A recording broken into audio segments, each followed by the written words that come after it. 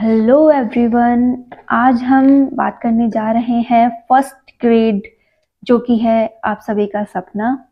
तो first grade में जैसा कि हम जानते हैं, दो पेपर हमारे लिए जाते हैं। फर्स्ट पेपर होता है हमारा GK related and second paper होता है सब्जेक्ट रिलेटेड। तो आज का ये वीडियो आपके लिए ला रहा है only for first paper related जानकारी। तो हम बात करेंगे कि हमें कौन सी बुक पढ़नी चाहिए, कितने इसके नोट्स बनाने चाहिए, कौन कौन सी बुक्स हम इसके लिए परचेज करें, कौन सी बुक्स हमें एनसीईआरटी की पढ़नी चाहिए, कौन सी हमें आरबीएससी की पढ़नी चाहिए, और साइको हम कहाँ से पढ़ें। ये सभी डाउट्स क्लियर करते हुए आज का हम वीडियो आगे बढ़ाते हैं। तो फर्स्ट हम लेते हैं इसमें हमारा कि जैसा कि हम जानते हैं कि पाठ्यक्रम अभी बदल दिया गया है। हाल ही में एक न्यूज़ आ रही है, 6-7 दिन ही हुए हैं अभी तक, कि हमारे पाठ्यक्रम में थोड़ा बदलाव किया गया है। तो बच्चा डरने की कोई बात नहीं है। सेकंड पेपर में आने वाली आपकी शिक्षा मनोविज्ञान का जो हिस्सा था वो अब फर्स्ट पेपर में जोड़ दिया गया है। इससे हमें नुकसान नहीं हो रहा है, इससे हमें प्रॉफिट ही होगा। शिक्षा मनोविज्ञान जो कि आपके सेकंड पेपर में जुड़ा हुआ था वो हिस्सा हटाकर अब आपको उसे फर्स्ट पेपर में पढ़ना होगा। इससे फायदे ये हैं कि आपका जो सेकंड पेपर है वो ओनली सब्जेक्टिव हो गया है। अब आपको उसमें केवल सब्जेक्ट पे ही फोकस करना होगा। इसमें आपका, अगर हम आगे की सोच के चलें तो आगे क्या सोचा जाएगा, इससे अगर बात करें तो ओनली फॉर जो सब्जेक्ट बचा है उसमें हमारे पीजी लेवल को बढ़ा दिया जाएगा। जहां तक मुझे लगता है कि उसमें पीजी लेवल को थोड़ा बढ़ा दिया जाएगा। साथ ही साथ जो आपका बीएससी बैकग्राउंड था उसे भी थोड़ा बढ़ाया जाएगा।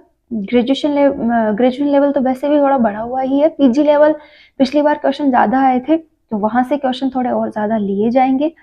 और साथ ही साथ आपका जो 12th लेवल है वो तो वैसा का वैसा बना रहेगा।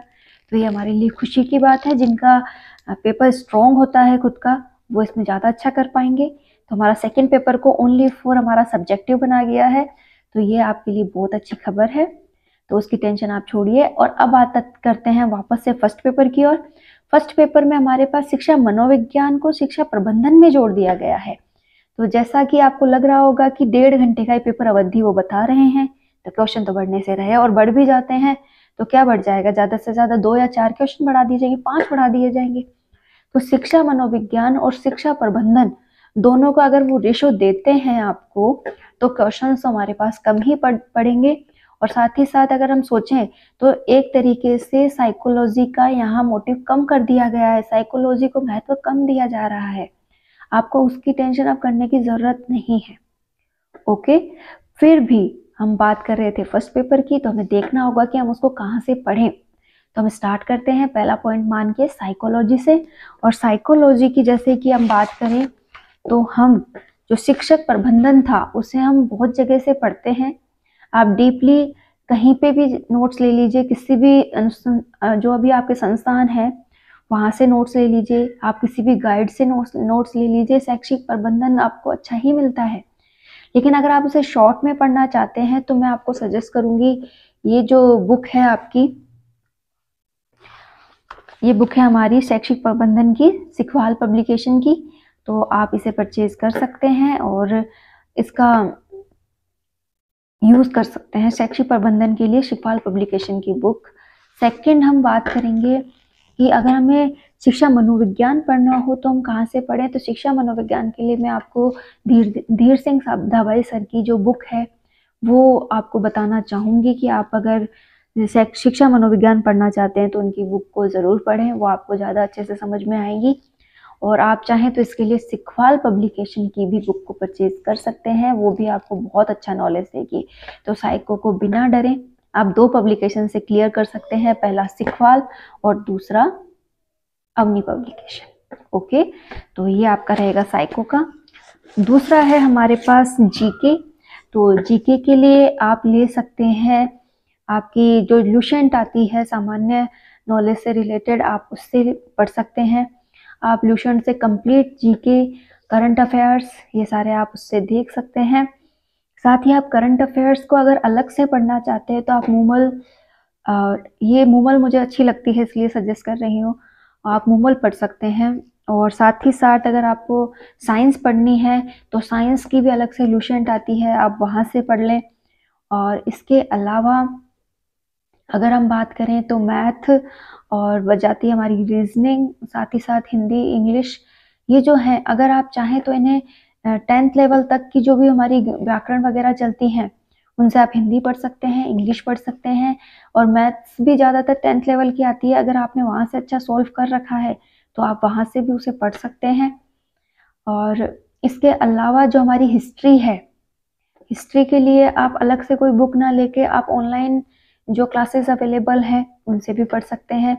और मैं एक क्लियर शब्दों में आपसे बात कहना चाहूँ तो आप एक गाइड खरीद लीजिए। मैंने राय पब्लिकेशन की गाइड खरीद रखी है या फिर मैंने उसी से सब कुछ किया है आज तक। तो आप भी राय पब्लिकेशन को मैं सजेस्ट करना चाहूँगी कि आप राय पब्लिकेशन की बुक खरीदें, क्योंकि वो आपके लिए डीपली भी लाता है और आपका जो सिलेबस है वो एकदम क्लियरली आपके पास होता है। तो अगर आप पूरा सिलेबस अपने पास रखना चाहते हैं तो एक गाइड ज़रूर खरीदें और उसमें जो अलग जगह से आप पढ़ रहे हैं वो उसमें जोड़ते चले जाएं और दोनों को मिक्स करके पढ़ेंगे तो आपका ये ज़रूर क्लियर हो जाएगा। बेसिक चीज़ों के लिए अगर आप बात करें तो आप एनसीईआरटी की बुक्स भी ले सकते हैं जिनसे आप पढ़ना चाहें। दूसरा, हमें जो हमारे सिलेबस को है वो फोकस करना है, उसके लिए आपको क्या करना होगा, ये तो हो गई हमारी बुक्स की बात, क्लियर। अब हम बात करते हैं कि पढ़ना कैसे है भाई, सीधी सी बात है। तो पढ़ने के लिए हम देखते हैं, सबसे पहले तो हमें क्या करना है, हमारे सिलेबस को एक बार कंप्लीटली पढ़ना है। कि हमारा टारगेट ये है कि हमें जितना याद हो रहा है, जैसा याद हो रहा है, बिना डरे हमें एक बार सिलेबस कंप्लीट करना है। हो गया, आपका एक डर निकल जाएगा। जब आपका डर निकल जाए उसके बाद आप क्या कीजिए, दोबारा से उस सिलेबस को पढ़िए, ठीक है। जैसे ही आप उस सिलेबस को दोबारा पढ़ते हैं तो आपको एक नया मिलेगा, जो आपने पढ़ा था उससे नया और ज़्यादा समझा हुआ मिलेगा। 2 बार आप अपने सिलेबस को अच्छे से पढ़ लीजिए, आपको बहुत कुछ याद हो गया, बहुत कुछ समझ में आ गया, बहुत कुछ आप उसमें चेंज करना चाहते हो, क्लियर। जब आपका सिलेबस 2 बार हो जाए, कुछ याद है कुछ याद नहीं है, टूटा फूटा है, कोई बात नहीं, लेकिन 2 बार और मतलब हो जाएगा तो आप अपने आप को एकदम थोड़ा स्ट्रॉन्ग महसूस करने लग जाएंगे। अब बात आती है थर्ड पार्ट की। अगर आप थर्ड बार उसको कर रहे हैं उस समय आपको क्या करना है, आप उसे पढ़ते पढ़ते जो आपने पढ़ा उसके नोट्स बनाइए। नोट्स बुक में से कॉपी करके नहीं बनाने हैं, जो आपने टॉपिक पढ़ा था उसमें से एक टॉपिक उठाइए, उसे अच्छे से पढ़िए, उसमें आपने क्या समराइज किया, क्या समझा, उसको आपको क्या करना है, शॉर्ट नोट्स बनाने हैं, क्लियर बेटा। तो आपको अब उसके शॉर्ट नोट्स, ओके, आपको उसको शॉर्ट नोट्स तैयार करने हैं। फिर आप क्या कर सकते हैं, दूसरे टॉपिक की ओर बढ़ें, उसके भी शॉर्ट नोट्स तैयार करें और इस तरीके से आप अपने नोट्स कंप्लीट कर सकते हैं। और इस बार आप पाएंगे कि आपको ये सिलेबस ऑलमोस्ट 80% तक याद हो गया है, आपके पास शॉर्ट बना हुआ है।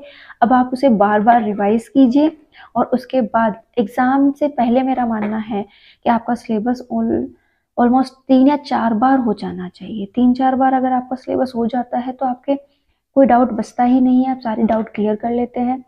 और अगर किसी को टेस्ट सीरीज लेनी है, अदर चीज़ें ज्वाइन करनी है, तो मेरा मानना है कि सिलेबस कंप्लीट होने के बाद ही करें, क्योंकि टेस्ट आप काहे का देंगे जब आपको कुछ याद ही नहीं है।